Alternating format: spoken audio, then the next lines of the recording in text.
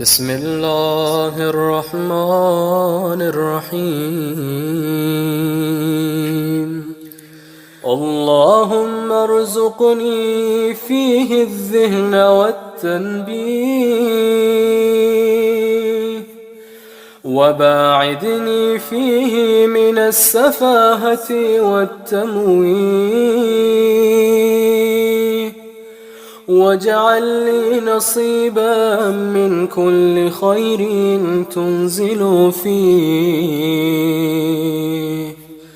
بجودك يا أجود الأجودين. اے اللہ، اس مہینے میں مجھے ذہانت اور بیداری عطا فرما، بے عقلی اور غلطیوں سے مجھے دور کر دے، اور تو نے اس مہینے میں جو بھی